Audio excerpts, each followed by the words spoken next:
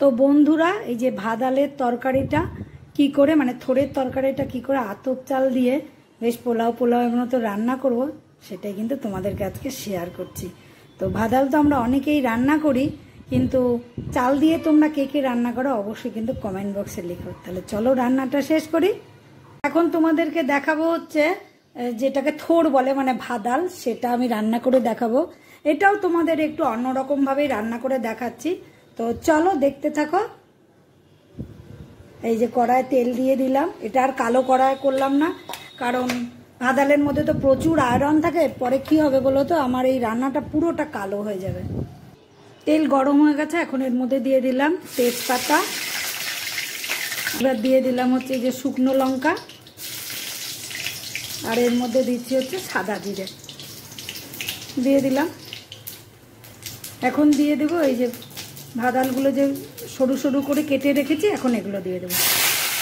দিয়ে দিলাম, আঁচটা একটু কমিয়ে নিই, কারণ স্টিলের কড়াই একটু বেশি গরম হয়ে যায়।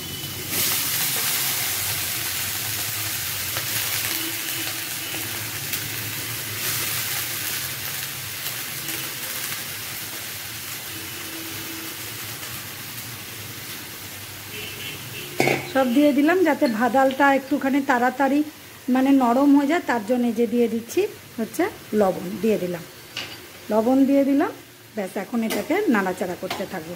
তো ভাজা ভাজা করতে থাকি, আবার ফিরে আসবো। এখন এটা একটু নরম হয়ে গেছে, থোড়টা নরম হয়ে গেছে মানে ভাদালটা। এখন আমি জিরা, ধনে, শুকনো লঙ্কা আর হচ্ছে হলুদের গুঁড়ো একসঙ্গে জলে মিশিয়ে দিয়ে দিলাম। পিঠে পিঠে দিয়ে দিলাম হচ্ছে এই যে আদা বাটাটা, আদা বাটা তো না, ওই কুচিটা দিয়ে দিলাম। বেটে রান্না করলে তো অবশ্যই খুব ভালো স্বাদ হয়।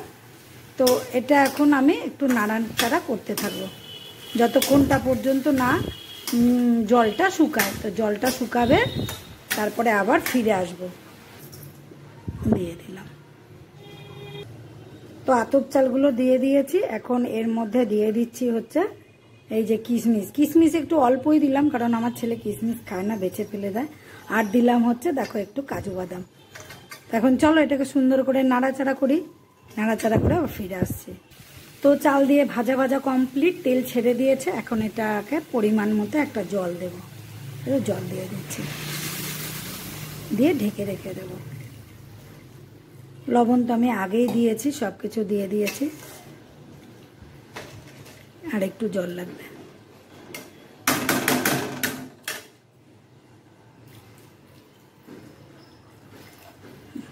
এখন এটাকে ঢেকে রেখে দেব।